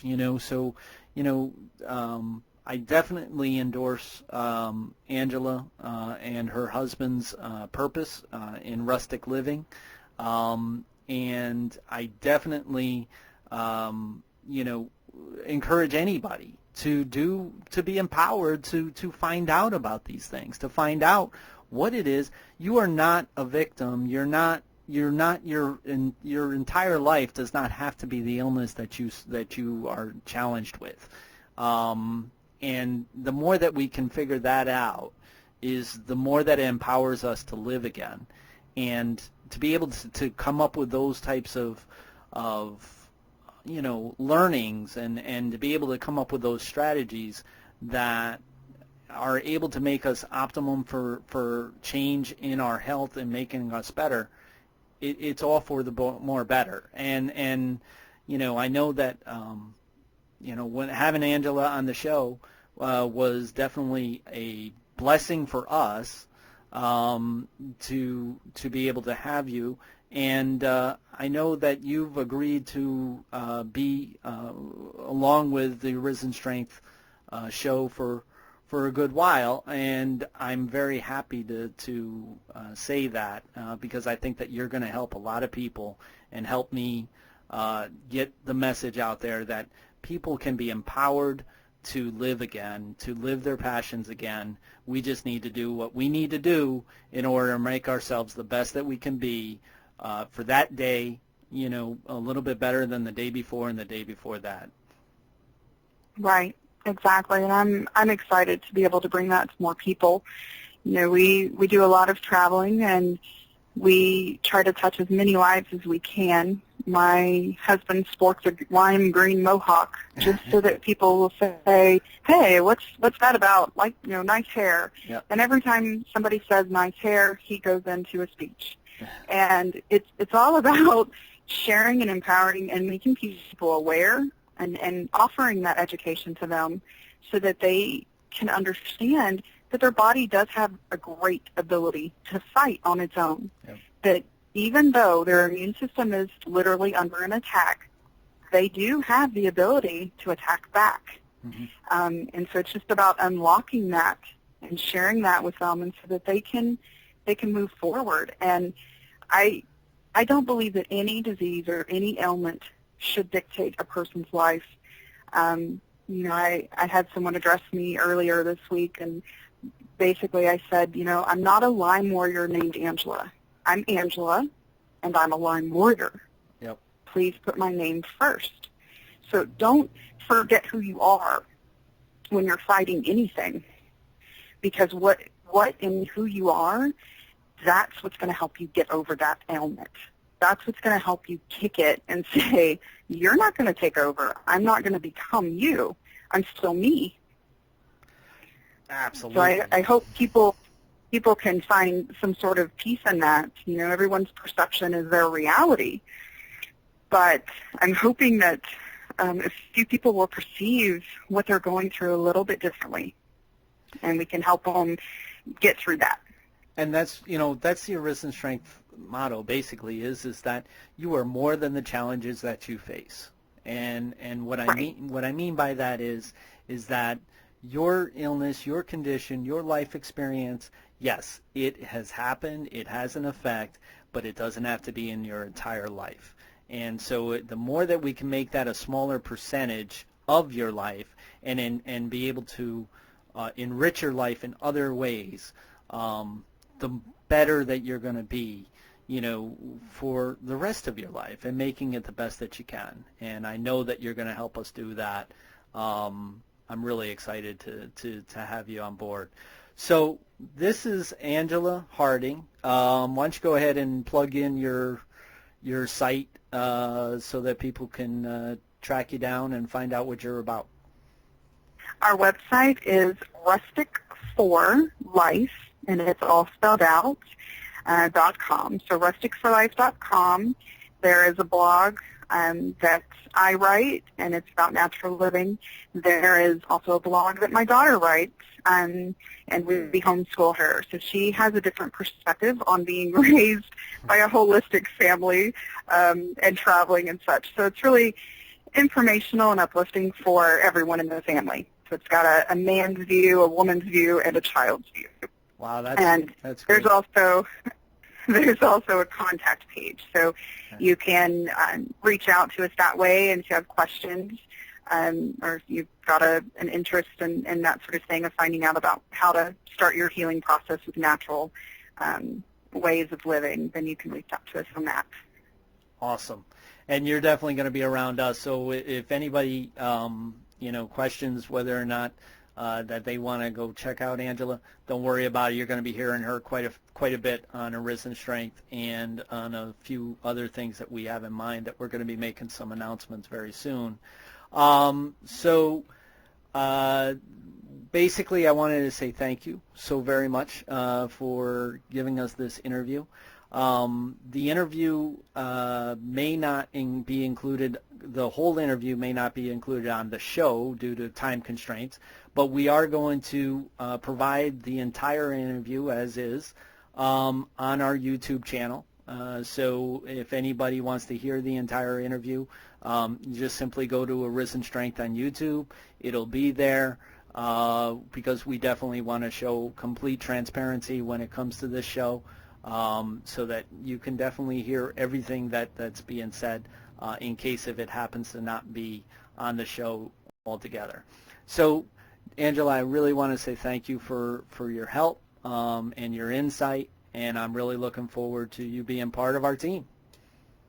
You're quite welcome, and I'm looking forward to it as well. Thank you so much for having me. Oh, thank you, and we'll talk to you again soon. Okay, sounds good. Take care. You too. Bye-bye. Man, I told you that Angela is the real deal. You told me that. She is. I got to tell you, I've spoken many hours with Angela before and after this interview. She is just amazing with the way that she views things and she looks at things, and she's open-minded to be able to utilize what is natural instead of medicinal to the point as to where it's helpful to others that are out there. Not just medicinal. She talks about mind, body, and spirit, the whole package. It's not about just doing one thing. Exactly. It's about saying, hey, this is a whole body issue, and body in sort of the most abstract sense, mind, body, and soul, and really trying to address all those different aspects and being open to all of them. Because let's face it, when people by the time they come and see her, they've tried everything else Yeah. In some sense, that's what we talk about. Turn the thought. I love that. That's one of those flags of turn the thought. Is when you say things like to yourself, "I've tried everything and I'm out of ideas." That's a sign that you need to turn the thought, because there's always more ideas out there, but sometimes we use up all our ideas. I don't have any more ideas myself, so that means I have to kind of change my vision a little bit. I have to look in a different, I have to actually turn the thought as much as I turn my perspective. I have to open up. I have to be willing to try something new. Yeah. Because that's where change starts happening. And I love how the way that she said that, a lot of people say, well, I'm a Lyme warrior. My name is Angela. She quickly says, my name is Angela, and yes, I fight like a Lyme warrior. She puts it in the right frame of mind, is the fact that her issues, her challenges, her struggles are not her life. They are a portion of her life. They're a percentage of her life. And she does the best that she can in order to make them smaller percentages that she can manage. And not only that, she emphasizes her strengths, which is what we talk about. Minimize your weaknesses, emphasize your strengths. Kick the can't. Kick the can't. And that's exactly what she does. And, not only does she do it in the natural sense, but she has that experience being a registered nurse, having the amount of experience that she had in the emergency rooms and dealing with different doctors and so forth. So she knows what it's like to have that helping hand, and trying to be able to help her person, which we don't like to say patient, her person, to feel better. As best as she can, but it's not a quick fix with Angela, and that's what I love. It's the bottom line is that you need to make changes, and it needs to be wholesale changes. Like you say, it's not just a root here and there. No, it's mind, body, and spirit. And and she has a way of being able to do that, to where she's getting some pretty damn good results from a lot of people that have been following her for quite some time.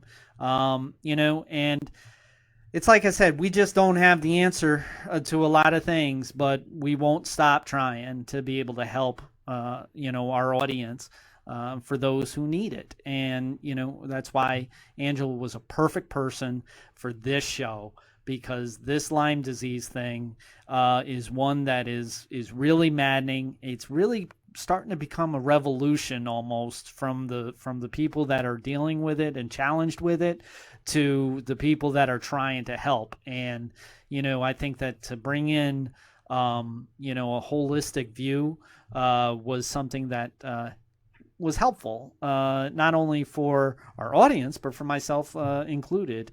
Because I believe that I can learn from Angela. So much so that one of the announcements that I want to make here is that I asked Angela to be part of the Arisen Strength family. Welcome aboard. Welcome aboard, Angela. So we're going to hear from Angela quite often within the Arisen Strength realm here, and some other things that we have planned in the near future. I'm really excited, and I know that she's excited, and her husband Bill is also. He's quite the character. He's a businessman, but he sports a 6-inch mohawk, in the color of lime green, to support the fact that his wife is challenged by Lyme disease, but not alone. He's a great supporter, and in which case that falls right along with what Arisen Strength is. So it's not just Angela; it's the combination of the two that really is inviting, and I'm sure that the combination of the two are going to be able to help a lot of people that are out there. Now, we were talking about the pillars and the foundations of Arisen Strength. So we get the pillars: support, empower, right. Celebrate. Yep. And then we have our foundations, which we like to talk about: self-esteem, freedom of acceptance, and the power of turning the thought. And these are things that we have found through our years of therapy. We both had a pretty, a lifetime struggle. Let's call it that, a lifetime struggle with addiction and mental illness. We got to be frank here. Combination is 100 years. I mean, think about it. And we spent a good part of our life experience dealing with this mental illness, and incurring some injuries along the way. As we say, we're all out there. We got injury, illness, and life experience, and we've got that in spades here. Yeah. But we've also spent a lot of years in serious recovery, intensive day treatment. We've had as much exposure to mental health therapy as much as professional therapists, because we're with them every day, hours a day, 15 sessions a week, for a year and a half. We were, at least, so that's a lot of treatment, which we paid attention to a lot, and we did do the hard work. We've come a long way. I know that you've come a long way. I feel like I have come a long way. Absolutely. And in there, we've heard a lot of stories. We've heard stories of people who were not making it. We've heard stories of people who were making it. We've heard, of course, the counselors and the therapists and the facilitators talking about what they learned in the books. We've heard them talk about what they've learned in dealing with people who have been struggling on their own. So that their real world experience, their book learning experience with the real world experience of people who are actually living it day by day. And the pillars and foundations that we sort of have here are, they're what work for us, and they're the things that we see working in other people's lives. So it's whether they realize it or not. Whether they realize it or not. But when you start looking in your life, and what are the things that I'm doing in my life that are working, you can see the pillars and foundations are there. And when you look at the things in your life that are not working, a lot of times it's because maybe the pillars and foundations aren't working for you right there. You're not paying attention to them. You're not really reaching out and utilizing them. Right. It's we like to say performance, feedback, revisions. Another thing I like to say, right? You do something. After a while, you should step back and listen, get some feedback. That feedback could be somebody telling you, but you do your own sort of feedback analysis. Going, is my life really the way I want it? What did I do? What's my feedback here? What is the world telling me at the moment? And then do the revision. I've got to do something different. And a lot of times that something different, it could be something you've never even considered before. Revision is not just, I've got plan B over here and I might go to it. Sometimes revision is a plan X from outer space. We don't know what it is until we actually do it. So that's being open-minded. And that's where somebody like Angela really, really comes in, because some people, that may be way out of left field for you, but maybe that's just what you need. Absolutely. And the thing is that, look, Wayne just brought out the fact that, hey, we've been dealing with our issues for our lifetime. And I'm, what am I, 44 years old, and I won't say Wayne's age. Doesn't matter.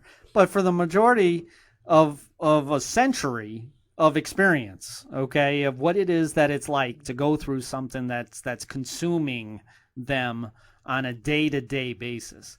And like in the examples of Michelle and Abby, or I should say Amy, who is Abby's mother, for what they've been going through and what it is that they went through for so many years. It's hard to see the foundations. It's hard to see the pillars. Whether they realize it or not, they use some of them, because they actually kept on turning the thought. Every time that they went to a different doctor, they were turning the thought. Every time that they were trying a different treatment, they were turning the thought. Every time that they were sitting there, demanding in order to be heard, hey, that's self-esteem, right? You're taking accountability for what it is that you're doing, but not realizing it. It's really just it's a blur. It's almost like when the days just go by and they're just a blur, and you have no idea what day it is when you're sitting there. Instead of saying, hey, I know exactly what day it is, I know exactly what time it is, and I know why I'm doing what I'm doing at that time. And that's a purpose. And that's what the Arisen Strength foundations and pillars does, is it creates purpose within life. And that's exactly what it is that we're trying to do. And now I know for a fact, for my situation, when it came to my therapy and my time away, I took away 5 years of my life. I put on the back burner so that I could learn what it is that was going on with me. And what I learned is I always used to say, the old saying is that, well, the God or your higher power will never give you more than what it is that you can handle. And I used to say, well, I've been saying when for a good while now. And because I thought that my plate was totally full. And what my treatment and what it is that I learned allowed me to realize my plate wasn't full. It was my distorted mind that was saying my plate's full, and it felt that way. And because it felt that way, I had to validate it to be that way. And therefore I would say, hey, my plate is full, leave me alone. Well, when I started realizing how things worked, then I realized my plate wasn't full. I was just shortchanging myself. And, and maybe somebody like Michelle, somebody like Amy, somebody like Abby, as she goes through what it is that she's going through, maybe the use of Arisen Strength with the pillars and the foundations, maybe they can do the same thing. And that's what we're trying to do, is we're trying to bring in Angela as an alternative to say, your plate's not full yet. You know what I mean? Because we're trying our best in order to make it better. Here's an example of using the plate analogy and seeing turn the thought. Maybe your plate is full. Maybe you don't have a distorted thought there. Maybe your plate is full. But maybe that's your sandwich plate. Bring on the dinner plate. The sandwich plate is full, but that's not your life yet. You haven't found your purpose yet. You haven't found the right plate. When you have purpose in your life, when you have that right plate, it's no longer full. Right? There's room. You want more. And that's enough. So that's that power of turning the thought, is just because when you're sure that things can't get better, or there is no room, or I'm stuck, then maybe that's a time to change your room. If your plate is full, get a new plate.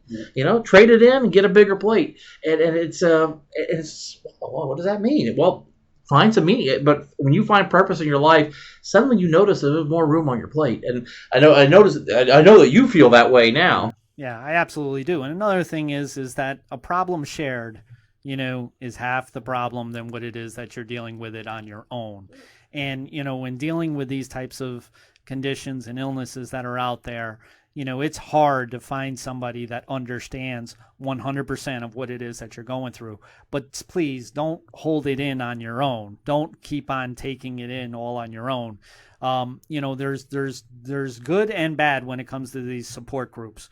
The support is a good thing. And, that's what Arisen Strength, that's why we say support. We acknowledge that there's an effect that's happening there.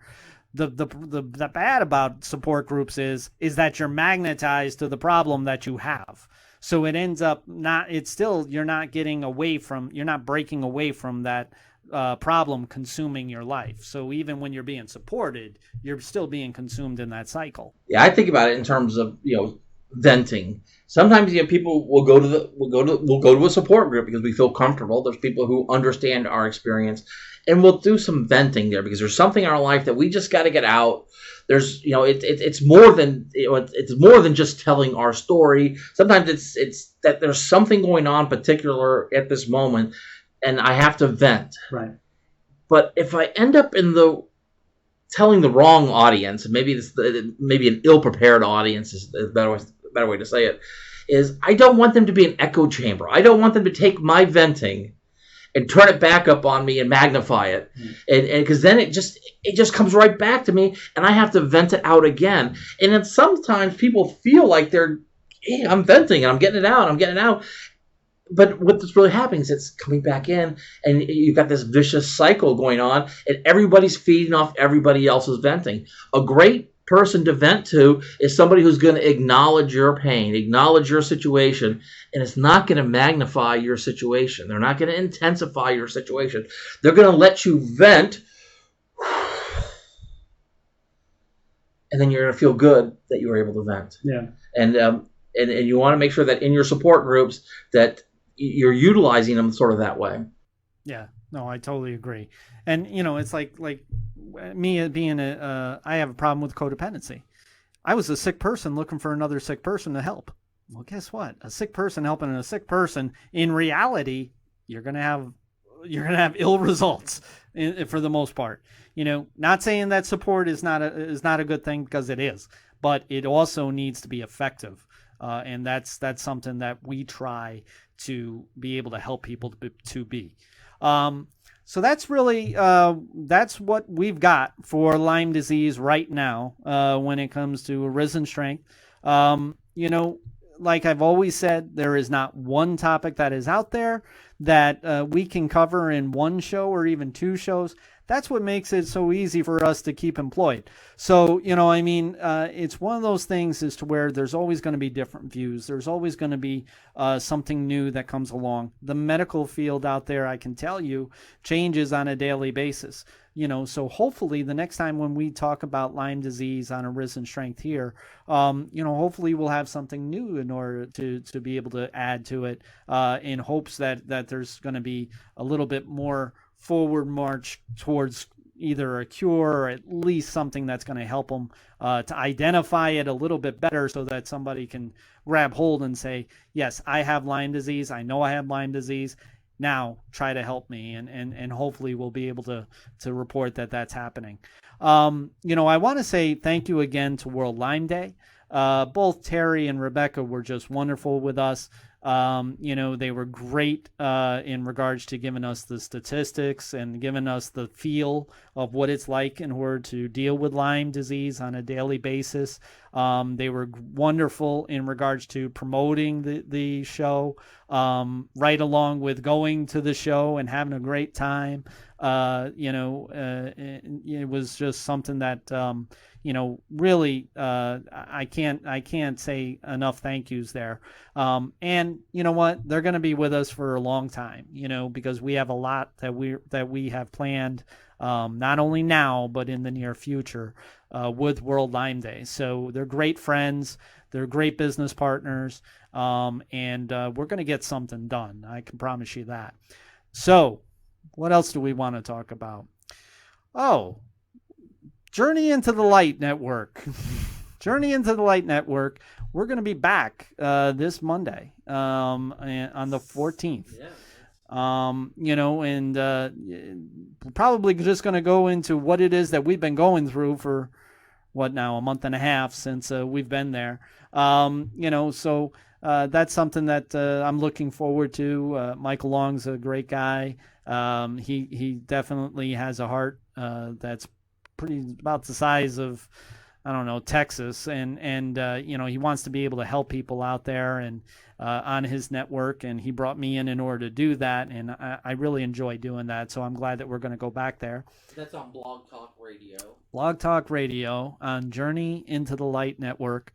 If you want to, if you can't remember that, Michael Long is the guy, and it's something that we do every Monday night. We talk about some things about empowerment. We talk about some things that I can be a little bit more motivating, a little bit more, dynamic, I guess, a little bit, because it's a different kind of realm of how I go about doing things. But it's a lot of fun. So definitely do that. We also have what now? We're going to be doing our next show, which is going to be episode 21, and we're going to talk about fibromyalgia, and we've got some really great interviews that are going to be part of that show.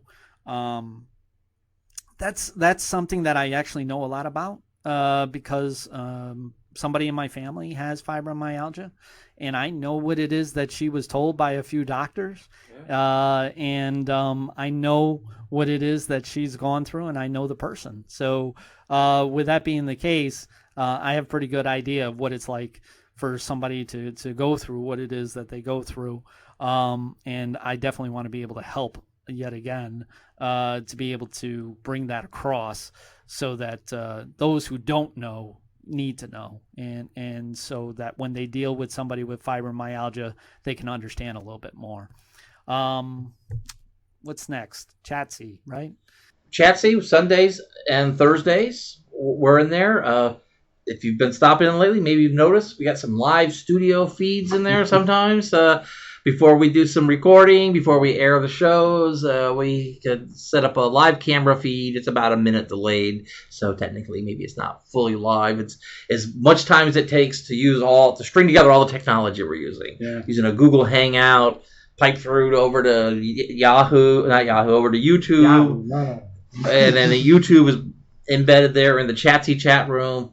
And just for the sake of it working smoothly, the microphone is pretty much off the entire time. We could put it on for 30 seconds at a time, throwing in a hello.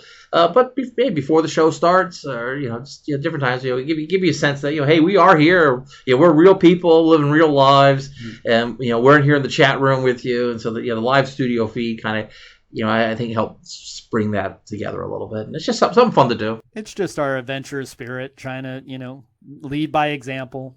Try different things and see how they go. Learn, improve, share. Speaking about YouTube. YouTube is where we store all our shows. So if you happen to miss a show for whatever reason, I understand that there are things that happen in real life, that leads it to where 8 o'clock on Sundays and Thursdays just doesn't work. But we have our YouTube channel at, it's Arisen Strength. And if anybody wants to, to take a look at any older shows that we have, they can be able to see them as we bring them over a little bit more. But we have quite a few there now.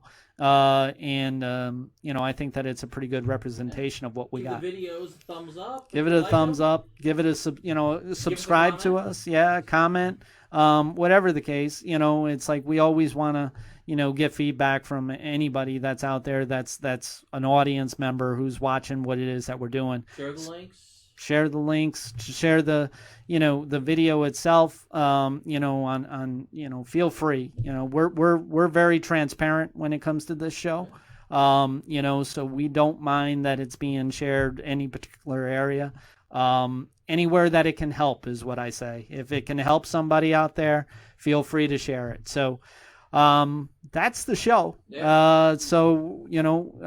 For now, we're going to be seeing you on Sunday night, talking about fibromyalgia.